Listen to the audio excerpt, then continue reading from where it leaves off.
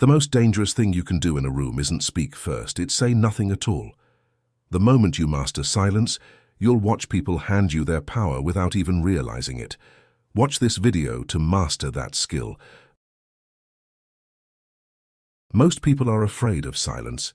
They do not admit it, but you can see it in the way they rush to speak the moment a pause appears. In a conversation, at a dinner table, in a meeting, their instinct is to fill every empty second with noise.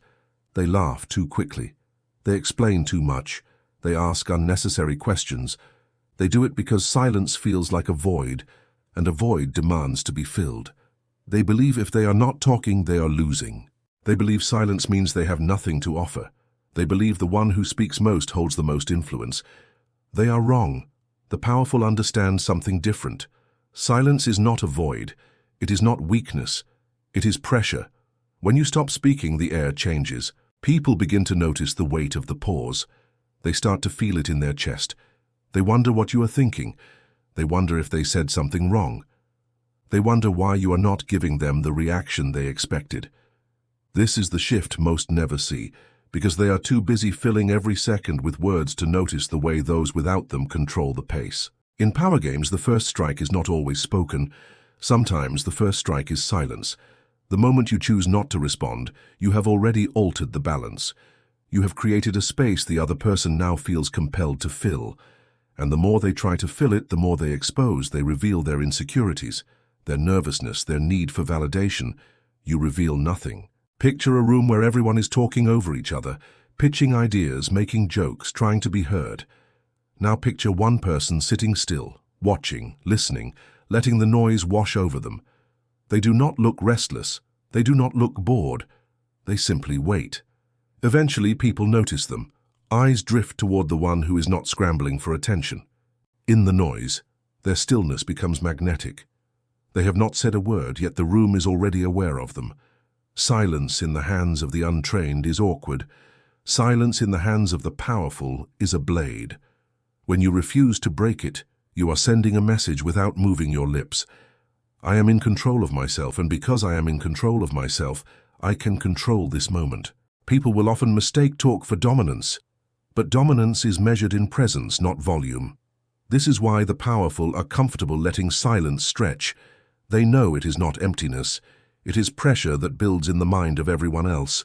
It forces them to think about what they just said, about what they are about to say, about what you might be thinking. And in that hesitation, you own them. You have taken their attention without effort. You have made them chase your response without offering one. The moment you stop rushing to fill silence, you see the shift. You notice how others lean forward, searching for a cue, a reaction, a release. You notice how they start speaking faster, adding details, over-explaining, hoping to pull you back into the noise. That is when you know you have control. Because while they are busy scrambling to fill the air, you are the one who decides when the next move happens. Silence has a weight to it, and most people feel that weight pressing down the moment it appears. It is not just the absence of sound, it is the absence of confirmation, the absence of reassurance, the absence of release. Humans are wired to seek patterns and feedback, to know where they stand in relation to the people around them. When those signals vanish, when words are withheld, the mind does not rest. It starts filling in the gaps, and in that space, imagination often grows darker and larger than reality. This is why silence feels like power. When someone speaks constantly, you can measure them. You hear their opinions, their reasoning, their emotions. You can weigh their strengths and their weaknesses. But when they hold their tongue, when they give you nothing, you have no clear outline to work with. And because the human mind hates uncertainty, it begins to create one. That creation is almost always an exaggeration. You begin to think they must be calculating, confident, dangerous. You start to believe they see more than they are letting on. Even if they are doing nothing but waiting, their silence forces you to overestimate them. Confidence is not always loud. In fact, the most unshakable confidence rarely needs to announce itself. When you meet someone who can sit in a moment without rushing to fill it, you feel their control. You sense their self-possession. They are not speaking because they have already decided that they do not need to. That decision alone shifts the balance between you. Suddenly, you are the one wondering if you should say more, explain more, clarify more, and the more you speak into their silence, the more ground you give away. Silence does something else, something far more strategic. It forces the other person to do the work of interpretation. Every time you withhold a reaction, you hand them a mirror they cannot resist looking into. They begin to replay their own words in their head, trying to judge your opinion by the smallest changes in your expression. They ask themselves if they made a mistake, if they pushed too far, if you are displeased or simply indifferent. You have not moved, but they have already placed themselves in a defensive position. This is why silence has the ability to make people second-guess themselves. A verbal reaction, even a negative one, gives them something to work with. It gives them the comfort of knowing where they stand. But the absence of that reaction leaves them in a fog. They cannot tell if they are winning you over or losing you completely. They cannot tell if you are considering their words or dismissing them entirely. That uncertainty becomes a kind of pressure that builds with every second you do not speak. In the right hands, silence is more than a pause. It is a psychological trigger. Fayette takes advantage of the fact that most people would rather be certain of bad news than sit in uncertainty. They will do almost anything to break the tension, and in doing so, they will often expose exactly what they do not want you to see. The powerful know this, and they use it. They know that the absence of words can be louder than the most carefully crafted speech. And once you understand how much people reveal when faced with silence, you begin to see it not as emptiness, but as the most precise form of control. The loudest voice in the room is not always the one in control. In fact, more often than not, it belongs to the person trying the hardest to prove they deserve to be heard. Overtalkers and over-explainers bleed influence with every extra sentence they add. They think their words are building a case for their intelligence or authority, but what they are really doing is showing everyone how badly they need to be acknowledged. Every time they fill the air with more explanations, more justifications, more noise, they strip away the mystery that makes people listen in the first place. Power is not about how much you speak. It is about how much weight your words carry when you do. And weight comes from scarcity. When someone speaks constantly, the value of what they say drops. People start to tune them out. They expect that if they wait long enough, the talker will circle back and repeat themselves anyway. But when someone speaks rarely, every word is measured, every sentence is anticipated. The silence around their voice makes people lean forward. It makes them listen differently, as if something important is about to be revealed. Constant speaking also erodes authority in another way. It reveals too much. The more you talk, the more you give away your thinking patterns, your emotional state, your insecurities. A skilled listener can map your entire mindset just by watching how you fill the space. But the person who holds back, who waits, who releases only what they choose, keeps that map hidden. Others are left to guess.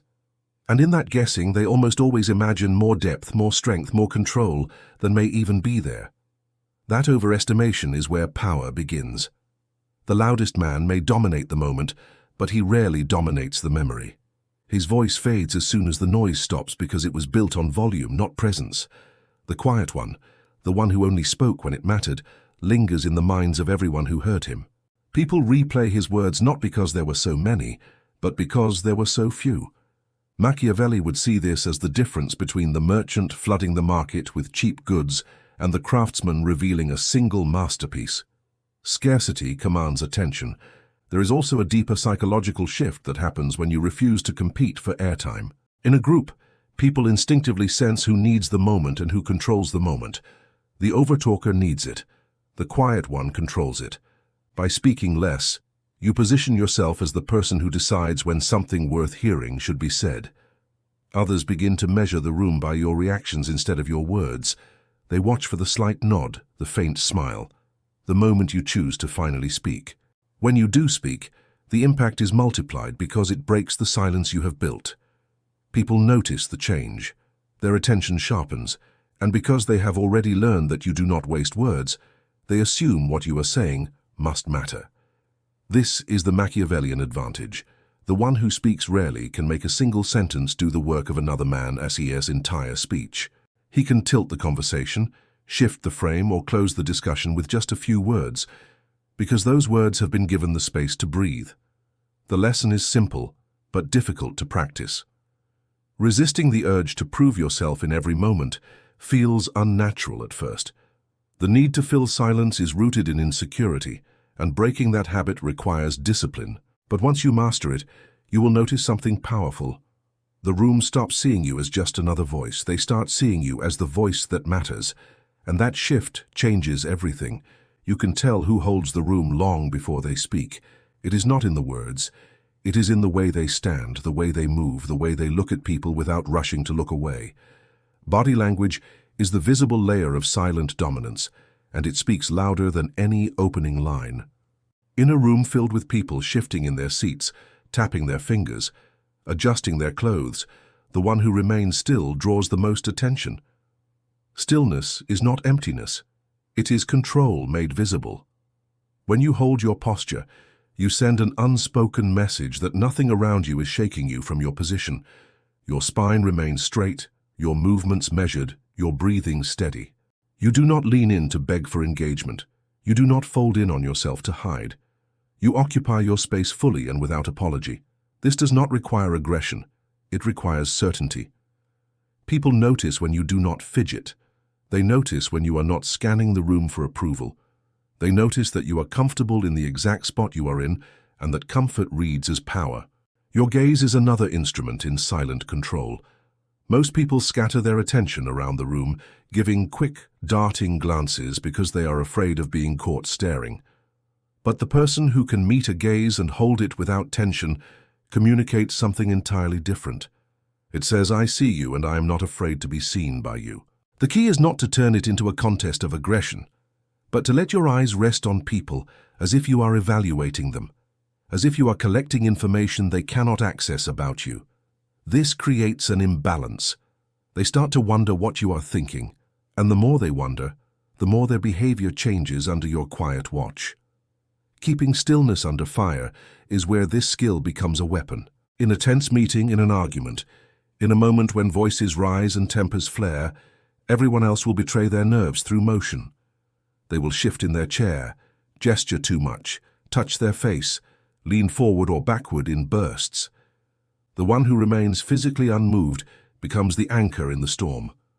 Others unconsciously start to measure themselves against that stillness, and the contrast makes them look smaller, more frantic, less composed. Stillness magnifies presence because it forces others to focus on you. Motion spreads attention thin, but stillness concentrates it. When you are the only one not rushing, not reacting, not scattering your energy, you become the center point everyone orbits without even meaning to. They begin to read your every small movement as significant because it is rare. A slow nod, a subtle shift of the head, a change in expression all gain weight because you are not in the habit of wasting motion. The mistake most people make is thinking that power comes from doing more. In truth, it often comes from doing less with more purpose. The absence of nervous movement is not just about looking calm. It is about being unshakable in the eyes of others. When people cannot read your reactions, when they cannot decode what is happening inside you, they have no choice but to respect the space you hold. Your stillness makes their noise seem louder and more desperate, and in that contrast, you win the room without saying a single word. When someone attacks you, they expect a reaction. It is built into the strike itself. The insult, the joke at your expense, the sharp little critique, all of it is bait designed to pull you into their frame. The moment you defend, justify, or even deny, you have stepped inside the world they created. You are now playing their game by their rules. But silence changes that. When you refuse to step into the frame, you force them to sit alone with their words. And the longer those words hang in the air unanswered, the more they start to turn back on the one who spoke them. The beauty of silence is that it exposes intent. A joke can seem harmless when it is met with laughter, but when it is met with nothing, people begin to hear it differently.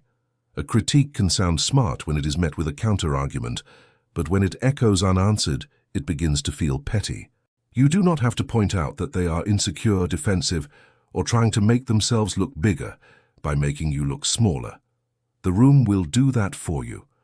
All you have to do is let their own words stand without giving them the support of your engagement. The key is to let the moment breathe. Most people rush to fill the gap after an attack because the pause feels uncomfortable. They feel the heat of attention on them and think that words will cool it down. In reality, the pause is the weapon. This is where the pause technique comes in. The instant they deliver their jab, you simply meet their eyes. Hold that gaze for 2 seconds, unbroken. No smile, no frown, no raised eyebrow, just presence. In those 2 seconds, a lot happens. They feel the weight of your attention. They start to wonder what you're thinking. They begin to question whether their attempt landed the way they imagined. Then you shift your focus away, as if they were never worth more than a moment of your attention. This does 2 things. First, it denies them the emotional payoff they were looking for. Second, it leaves them with an unfinished moment, one they feel the urge to resolve. And because you have chosen not to resolve it for them, they will often try to fill the silence themselves. That is when they start explaining. They will repeat the joke to make sure people understood it. They will clarify the critique to justify why they said it. They will talk and talk until everyone sees exactly what you saw from the beginning, that their words came from a place of insecurity, not strength. This is how silence turns into a frame trap. You are not just refusing to defend yourself. You are making them carry the weight of their own attack until it collapses under them. Every extra word they add is a sign that they are losing control of the moment. And because you remain still and silent, the contrast becomes undeniable. They look flustered, you look composed. They scramble for footing, you stand where you were from the start. Silence in these moments is not passive. It is deliberate. It is you choosing to control the frame by not entering theirs. Once you see how quickly an attacker begins to unravel in the absence of your engagement, you will understand why the most dangerous counterpunch is the one no one ever sees you throw. People cannot stand an unfinished picture. The human mind is built to close gaps, to fill in missing pieces, to explain what it does not understand. When someone does not reveal much about themselves, it does not make them invisible. It makes them magnetic. Others will try to guess what is behind the quiet, and in that guessing, they will almost always project more strength, more mystery, or more danger than may actually exist. You are no longer just a person. You have become a canvas for their imagination. This is the essence of the social mirage. When you withhold information, you create a reflection that is shaped not by what you are, but by what they think you are. It is the opposite of oversharing, where every detail you reveal narrows the possibilities of how others can see you. The person who talks endlessly about themselves leaves no space for myth, but the one who speaks little, who does not hand out constant proof or explanation, leaves an open space that the mind cannot resist filling. And people do not fill it with mediocrity. They fill it with whatever would make sense of the confidence they feel radiating from you. Letting imagination work in your favor is not about deception. It is about restraint. You do not have to tell lies. You simply do not have to tell everything. You offer fragments, moments, glimpses, and you let those fragments be enough for others to start building the rest. If you are calm under pressure, they will imagine you have faced worse and prevailed. If you choose your words carefully, they will assume you have more knowledge than you show. If you do not explain every decision, they will believe your reasoning must be stronger than theirs. In their mind, your silence is not emptiness, it is depth. The power of this mirage is that it turns uncertainty into caution. When people cannot read you, they do not rush in carelessly. They weigh their words more carefully. They think twice before challenging you. They treat you as if you might know something they do not, as if you might have an angle they cannot see. That caution changes the way they move around you, and when people move cautiously around you, you are already in control. This influence works because it is self-sustaining. The less you reveal, the more others project. And the more they project, the more they behave in ways that reinforce the image they have created. They begin treating you as if you are dangerous to cross, which in turn makes you appear even more dangerous to those watching. They treat you as if you have leverage, which in turn gives you leverage. It is a cycle that feeds itself without you having to lift a finger. The mistake most people make is thinking that they must constantly prove themselves in order to be respected. In reality, proof is often the enemy of power. Proof leaves nothing for the imagination to work with, and imagination is where myth is born. When you allow others to fill in the blanks, They will often create a version of you that is far larger, far stronger, and far more untouchable than anything you could have convinced them of directly. That is the advantage of the social mirage. It is not you doing the work, it is them. And once you understand that, you will never look at silence the same way again. Controlled silence is not just the absence of words, it is a deliberate application of pressure. When used with precision, it can make even the most confident person start to question themselves. The human mind is conditioned to expect a response in conversation. When that response does not come, the imbalance becomes uncomfortable. Most people will rush to fill that gap, and in doing so, they reveal far more than they intended. This is why silence, when wielded intentionally, flips the dynamic of any interaction. It shifts the emotional burden from you to them. The moment you choose not to speak, you stop carrying the weight of explanation or justification. Instead, they begin to carry it. They start talking faster, adding unnecessary details, repeating themselves. Each word is a search for validation, a probe to see if you agree, a plea for a signal that they have your approval. This is the moment you know the balance has shifted. They are no longer delivering their thoughts to you from a position of control. They are working to win you over, and whether they realize it or not, they are now reacting to you instead of you reacting to them. In a business setting, this effect becomes even more visible. Imagine sitting at a long table during a high-stakes meeting. Someone presents a plan, expecting immediate feedback. They finish their statement and look directly at you. Instead of nodding or speaking, you remain perfectly still. You hold their gaze for a moment, then look down at your notes without saying a word. The silence stretches. At first, they try to remain composed, but the room feels the pause, and it begins to work on them. Within seconds, they start talking again. They add explanations that were not asked for. They begin to justify choices you never questioned. They start filling in every possible gap, afraid the silence means you have found a flaw. The more they talk, the more they risk overcommitting. They might reveal weaknesses in their plan, admit to doubts they had kept hidden, or offer concessions they were not prepared to make. All of it comes from the same place, the need to end the discomfort of your quiet. What they do not realize is that every word is a negotiation chip they are giving away for free. You have not had to challenge them, interrupt them, or even state your position. They are unraveling on their own. This is the true advantage of silence as psychological pressure. It does not provoke open conflict. It does not put you in the position of aggressor. It simply creates a void that the other person feels compelled to fill. And because people are more likely to speak impulsively under tension, that void often becomes a trap. They give you the information you need. They expose the cracks in their position, and all the while you remain unshaken. Once you see this in action, you understand that silence is not passive. It is one of the most active forms of control you can exercise. The one who can resist the instinct to fill the space is the one who dictates the rhythm of the conversation. When you master that rhythm, you stop chasing outcomes. You let others overextend themselves in their rush to please you, and by the time they realize they have been performing for your approval, the power has already shifted entirely into your hands.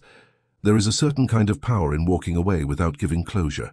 Most people feel the need to finish a conversation, to wrap it in polite phrases, to ensure that everyone leaves on a clear note. They tie up the moment with words, thinking it will secure respect or goodwill. But in reality, that neat ending often strips away their leverage. When you end things cleanly, you give the other person the comfort of knowing exactly where they stand with you. The weaponized exit removes that comfort. It leaves them unsettled, replaying the moment, wondering what you were thinking and what will happen next. Silence is already a powerful tool, but when combined with your physical absence, it becomes something more. Leaving without verbal closure denies the other person their final move.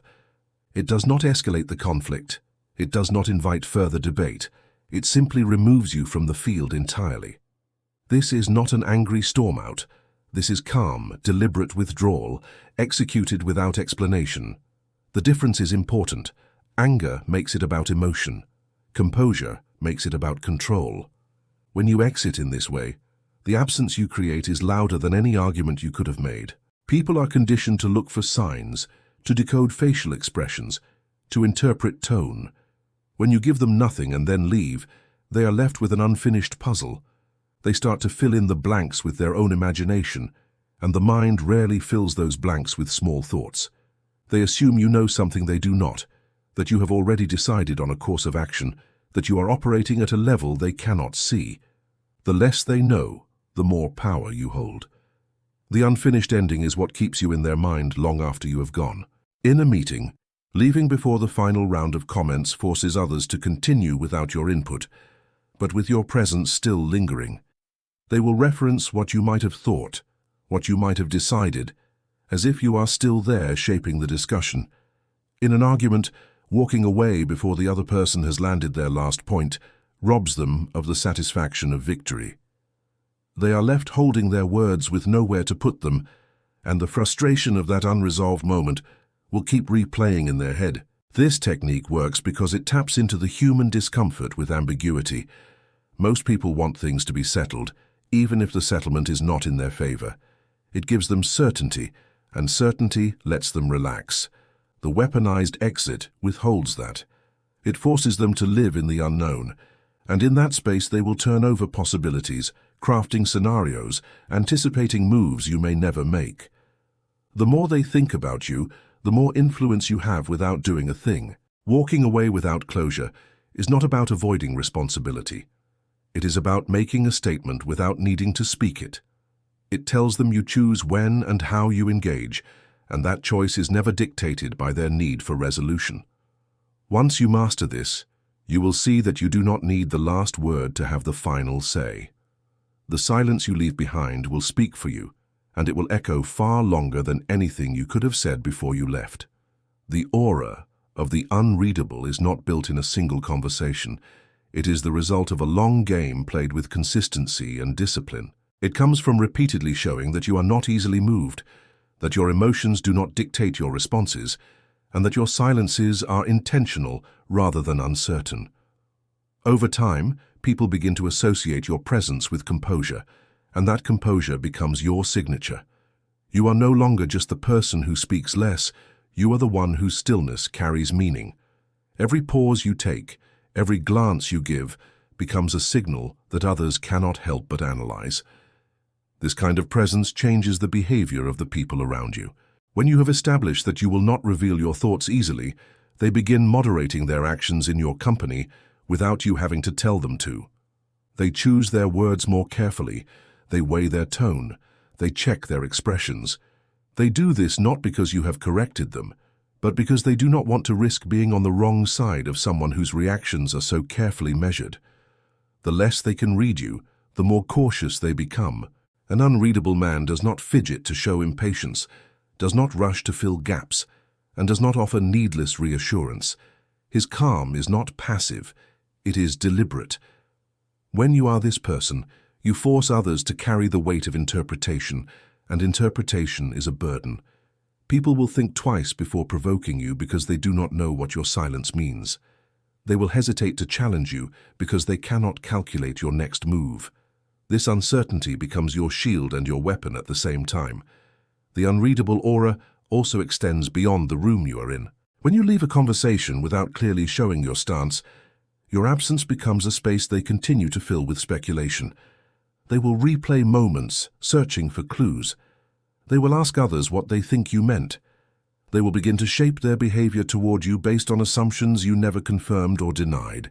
This is where control becomes effortless. You are not forcing compliance. You are letting their own uncertainty guide their choices. The Machiavellian truth is that the man who can hold silence commands the loudest voice in the room. It is not volume that sways people, it is presence. And presence comes from the confidence to resist every impulse to explain, defend, or perform. When you have this, you can change the direction of a discussion with a single look. You can end an argument without opening your mouth, and you can create loyalty or fear without making demands. Those who speak constantly may dominate moments, but they do not dominate minds. The man who is unreadable lingers in thought long after he has left. His words, when he chooses to use them, are amplified by the silence he has built around them. And in a world where everyone is trying to be heard, the one who can hold back until it truly matters will always be the one who owns the room without ever having to fight for it. Maybe this video helped you see yourself or someone you know in a different way. Feel free to let us know via a like or in the comments. And if you want more wisdom and guidance in becoming a better version of yourself, subscribe now. This is the moment to start becoming the person you really want to be.